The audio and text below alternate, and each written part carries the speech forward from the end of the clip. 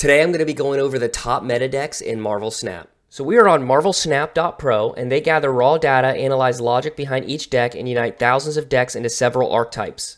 Each archetype has basic abilities it's built upon and staple cards crucial for specific builds. Basically, meta shows all current ideas behind creation of winning decks. So basically what they're saying is right now the most meta deck is the Destroy deck.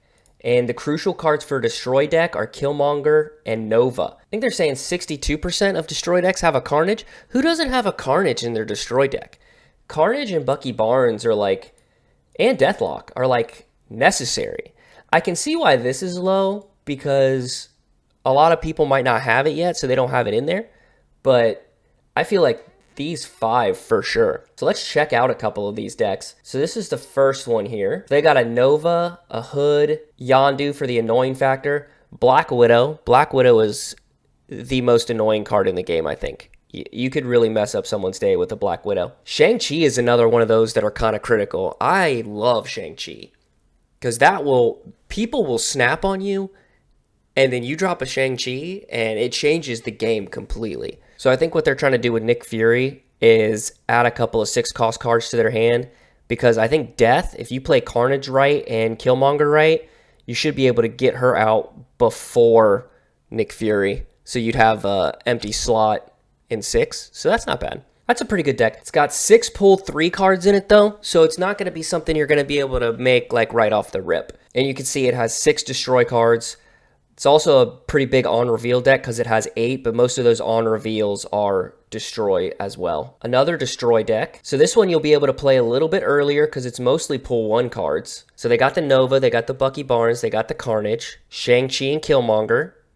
So like they said, most Destroy decks are going to have both of these, and we're 2 for 2 already. I love the Sarah play. Sarah is always good. And again, you can see Destroy here kind of tops it. On-reveal. Those on-reveals are also Destroy, so that makes sense. So this one's got a mixture of pull 1 through pull 3 cards. Mostly pull 1 though, so you could still probably do this fairly early.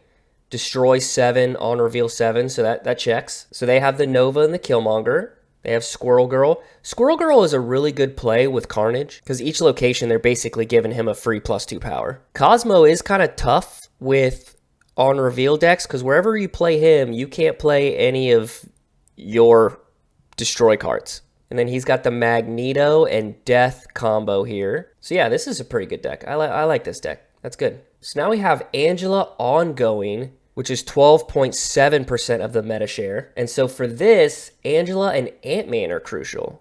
So that's kind of cool. This is like under the overarching Ongoing. So this is the first Ongoing deck, Destroy Marvel Snap deck. It's got a recruit card.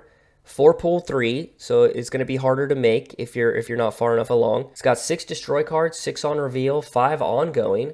So it could be a mixture of Destroy or ongoing. They got the Venom to destroy the Bucky Barnes. Professor X. I love any deck with Professor X in it because he's a hilarious card to me. And so I really like the Cosmo Destroyer play, because you play Cosmo down, then you can play him without destroying the rest of your cards, which is kind of a nice deal there. So this is more of a, I would almost say this is kind of a control deck, because you're making it so they can't play cards at a single location. They can't play cards at this location for the next turn. They can't do on-reveal stuff. You're, afflicting their cards with -1 power. This is kind of a cool deck. This would be one that is just insanely awful to play against, I think. All right, the second ongoing Negative Surfer Marvel Snap. So this one has 6 pull 3 cards. So yeah, you're not building this deck unless you're pretty far along in the collector's level. They have 8 on reveal, 4 ongoing. So this one's pretty good. I love Wong. Wong is my favorite card in the game, I think. Mr. Negative, swap the power and cost of all cards in your deck. So that'd be really good with Iron Man, because he's still doubling. He costs 0, and you would get 10 at that location just with him alone. Allows you to get Sarah out a turn early if you wanted to. So a lot of these with Mr. Negative, you don't necessarily care about their power. You care about their abilities. And so being able to get these out earlier or get a lot of them out at the same time is key. So this is pretty clutch. And then he has a lot of 3-cost cards because he's about to beef them up with Silver Surfer. This is a pretty good deck too. I like this too. This one is Surfing to Silver. So again, a lot of pull 3 cards here. They have Silver Surfer, a lot of 3-cost cards here. Beef them up with Silver Surfer. They got a Wong, love that. So that's basically he's probably gonna use Wong with Ironheart. He has a little bit of control with Storm here. That's good. So overall, this seems like a pretty good deck. I think I like the other deck better though. All right, and the third most meta deck right now is the discard deck. So basically every discard deck has Swordmaster in it. 79% have Lady Sif, 66 have Blade. So yeah, what you would expect from a discard deck. First one is Discard Surfer. Pull 3, a lot of pull 3 cards. Okay, so Invisible Woman is kind of unique here. Cards you play here are not revealed to the end of the game. Discard a card from each player's hand, typical. They got Lockjaw in here, so when you play a card, you swap it with a card in your deck. Yeah, Morbius could be huge with this deck. Silver Surfer, because he's got a lot of 3-cost cards here.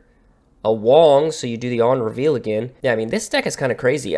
He's probably going to discard his Apocalypse like 19 times. This thing is going to be huge. Morbius is going to be huge. Yeah, I mean, that's crazy.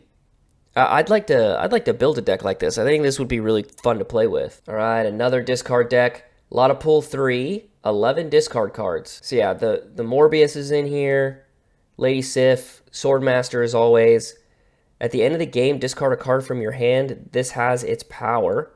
Okay, that could be crazy because if you discard Apocalypse, it's going to have whatever power Apocalypse has, depending on how many times you discarded it. And then Ghost Rider's crazy because if you discarded one of these big cards, you just bring them back, you know? Kind of want to make a deck like this too. I think that'd be fun. Casino.